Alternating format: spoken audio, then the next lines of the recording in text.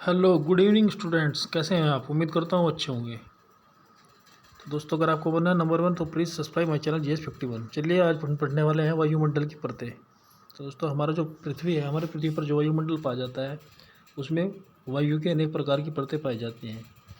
तो आइए देखते हैं इन परतों के विषय में। हमारे वायुमंडल में परतें 5 प्रकार की पाई जाती है। नंबर 1 है हमारा क्षोभमंडल, इसको इंग्लिश में हम ट्रोपोस्फेयर बोलते हैं। उसके बाद हम बात करें समताप मंडल, इसको इंग्लिश में हम स्ट्रेटोस्फेयर बोलते हैं। उसके बाद मध्यमंडल, इसको हम मेसोस्फेयर बोलते हैं। और आयनमंडल, इसको हम आयनोस्फेयर बोलते हैं या महामंडल भी बोलते हैं। उसके बाद बात करते हैं बहिर्मंडल के बारे में, जिसको हम एक्सोस्फेयर बोलते हैं। दोस्तों, ये हमारी 5 लेयर है, 5 परतें हैं वायु की। अब हम इनका बारी बारी से अध्ययन करेंगे। नंबर 1 पर हम बात करते हैं अक्षोमंडल, जिसको हम बोलते हैं ट्रोपोस्फेयर। तो दोस्तों, कभी कभी परीक्षा में यहाँ से डायरेक्ट क्वेश्चन आपको देखने को मिलता है और अक्षोमंडल ना देकर आपको ट्रोपोस्फेयर दे दिया जाता है। तो सबसे पहले जो हमारी परत है वो है अक्षोमंडल, जिस पर हम रहते हैं, जिसका इस्तेमाल हम करते हैं। यह वायुमंडल की सबसे निचली परत है। यह ध्रुव पर 8 किलोमीटर और अगर भूमध्य रेखा की बात करें तो 18 किलोमीटर तक पाई जाती है। यानी कि इसकी जो ऊंचाई है इस परत की, ध्रुव पर 8 किलोमीटर तक यह परतें पाई जाती है और भूमध्य रेखा पर 18 किलोमीटर की ऊंचाई तक पाई जाती है। अगर औसत ऊंचाई की बात करें तो इसकी औसत ऊंचाई लगभग 13 किलोमीटर होती है। तो दोस्तों, सभी तरह के जो परिवर्तन होते हैं, जैसे बारिश, बर्फ़, ओला, सब कुछ इसी में होता है। आंधी, तूफान, सभी घटनाएं इसी मंडल में घटित होती है। उसके बाद इस मंडल में 165 मीटर की ऊंचाई पर जाने पर 1 सेंटीग्रेड तापमान कम हो जाता है। यानी कि अगर आप 165 मीटर पृथ्वी से ऊपर की ओर जाएंगे तो 1 डिग्री सेंटीग्रेड तापमान कम होता चला जाता है। तो दोस्तों, ये थी अक्षोमंडल की कुछ बातें जो आपको ज़रूर जाननी चाहिए। चलिए चलते हैं नेक्स्ट पेज की ओर और देखते हैं नेक्स्ट पेज से हमें क्या जानकारी मिलती है। उसके बाद बात करते हैं हम समताप मंडल। तो दोस्तों, नंबर 2 पर है हमारा समताप मंडल। जैसे ही अक्षोमंडल ख़त्म होता है उसके बाद एक दूसरी लेयर शुरू होती है वायु की, जिसको हम समताप मंडल कहते हैं। समताप मंडल का जो तापमान है, जैसा कि इसमें लिखा है दोस्तों, ये समताप मंडल है, समताप। तो जैसे कि यहाँ पर लिखा गया है, इस मंडल का तापमान स्थिर रहता है क्योंकि इसका नाम ही समताप मंडल है। तो सम का मतलब समान। इस तापमंडल का जो तापमान है वो हमेशा स्थिर रहता है। तो इसलिए वायुयान जो है वो इसी तापमंडल में उड़ाए जाते हैं। वायुयान हमेशा इसी मंडल में उड़ाए जाते हैं। और इसमें क्योंकि हवा का कोई परिवर्तन नहीं होता, बरसात वगैरह, आंधी तूफान यहाँ पर नहीं होते, यहाँ पर एक तरह का तापमान बना रहता है। तो इसलिए वायुयान को इसमें उड़ने में जो है मदद मिलती है। उसके बाद अगर हम बात करें ओजोन गैस, तो हमारी जो ओजोन गैस की परत है वो भी इसी मंडल में पाई जाती है। तो यहाँ से डायरेक्ट क्वेश्चन बनता है कि ओजोन गैस की परत किस मंडल में पाई जाती है, तो वो आपकी समताप मंडल में पाई जाती है। और प्रत्येक वर्ष 16 सितंबर को विश्व ओजोन दिवस मनाया जाता है। मोस्ट इम्पोर्टेंट फैक्ट है, इसको आप ज़रूर याद कीजिएगा। चलिए नेक्स्ट चलते हैं, बात करते हैं मध्यमंडल के बारे में। के बाद आता है मध्यमंडल, जिसको हम इंग्लिश में मेसोस्फेयर बोलते हैं। क्या बोलते हैं? हाँ, मेसोस्फेयर। इस मंडल का तापमान सबसे ज़्यादा ठंडा होता है और इसका जो टेम्परेचर होता है वो -100 सेंटीग्रेड होता है।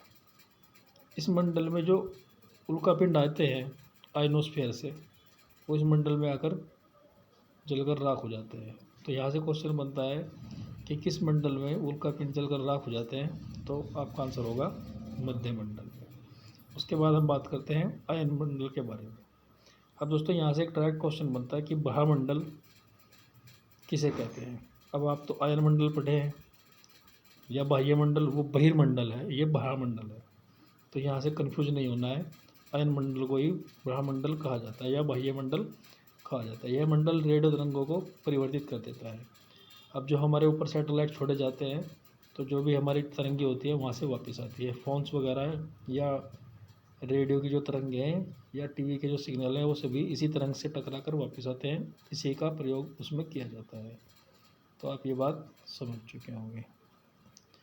तो अब चलते हैं नेक्स्ट, लास्ट, बहिर्मंडल। दोस्तों इसको बहिर्मंडल बोला जाता है, ना कि बाह्य मंडल। ये आप यहाँ पर देख पा रहे होंगे, ये बहिर्मंडल ना कि बाह्य मंडल। एक्सोस्फेयर यानी कि बाहर की ओर, एक्सो, तो ये एक्सोस्फेयर है। तो अगर हम बात करें, यह वायुमंडल की सबसे ऊपरी परत है और इस मंडल में हाइड्रोजन और हीलियम की अधिकता पाई जाए। तो हाइड्रोजन और हीलियम जो गैसें हैं वो इसी मंडल में पाई जाती है। और इस मंडल के बाद हमारा अंतरिक्ष शुरू हो जाता है, यानी कि जो पृथ्वी का जो गैसीय मंडल है, इस गैसीय मंडल के बाद अंतरिक्ष शुरू हो जाता है। तो दोस्तों ये हमारे 5 मंडल थे। आइए अब हम इनको ज्ञात करते हैं आज आसान सी ट्रिक के साथ। तो हमारी जो ट्रिक है वो क्या है, हमारी ट्रिक है अक्षोभ सम के मध्य आए वही मंडल। आप यहाँ पर देख पा रहे हैं, अक्षोभ सम के मध्य आए बहिर्मंडल, यानी कि सबसे पहले हमारा क्या होगा, अक्षोभ मंडल, उसके बाद समताप मंडल, उसके बाद मध्य मंडल, उसके बाद आयन मंडल और उसके बाद बहिर्मंडल। 1 2 3 4 5। तो दोस्तों हमारी 5 लेयर यहाँ पर कंप्लीट हो जाती है। ये एक छोटा सी ट्रिक है, इसको अगर हम याद करेंगे तो आसानी से हम इनको क्रम वाइज याद कर सकते हैं। सबसे पहले अक्षोभ मंडल, उसके बाद समताप मंडल, उसके बाद मध्य मंडल, फिर आयन मंडल और फिर बहिर्मंडल। तो मैं उम्मीद करता हूँ आप ये छोटी सी ट्रिक को समझ चुके होंगे। अब दोस्तों हम बात करते हैं कि ये जो मंडल होते हैं या ये जो लेयर्स होती हैं, इनकी ऊंचाई कितनी होती है। चलिए देखते हैं नेक्स्ट डायग्राम के द्वारा। सबसे पहले आप यहाँ पर एक डायग्राम देख पा रहे होंगे। तो सबसे पहले जो परत है वो अक्षोभ मंडल है। दोस्तों अक्षोभ मंडल की जो ऊंचाई है वो 0 से 18 किलोमीटर तक होती है। तो मैंने आपको बताया था कि ध्रुवों पर इसकी ऊंचाई 8 किलोमीटर और भूमध्य रेखा पर 18 किलोमीटर होती है। तो अक्षोभ मंडल की जो ऊंचाई होती है वो 18 किलोमीटर तक पाई जाती है। उसके बाद अगर मैं बात करूं समताप मंडल, 50 किलोमीटर तक की ऊंचाई, यानी कि पृथ्वी से लेकर 50 किलोमीटर तक की ऊंचाई तक आपका समताप मंडल पाया जाता है। उसके बाद 80 किलोमीटर तक मध्य मंडल पाया जाता है। 80 किलोमीटर तक मध्य मंडल पाया जाता है। 80 किलोमीटर के बाद 400 किलोमीटर तक आपका भामंडल या आयन मंडल पाया जाता है।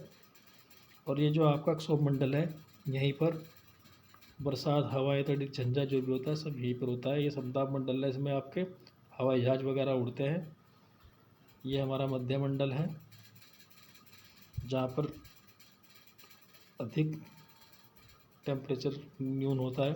उसके बाद ये हमारा आयन मंडल है, यहाँ पर टेम्परेचर अधिक हो जाता है। उसके बाद बहिर्मंडल आता है लास्ट में और उसके बाद अंतरिक्ष शुरू हो जाता है। तो दोस्तों ये हमारी जो पृथ्वी की वायु की परतें हैं उसके विषय में एक छोटी सी क्लास थी और मैं उम्मीद करता हूँ आपके लिए ये बहुत हेल्पफुल रही होगी। तो अगर आपको ये क्लास पसंद आई है तो इस वीडियो को आप लाइक और सब्सक्राइब जरूर करें। धन्यवाद।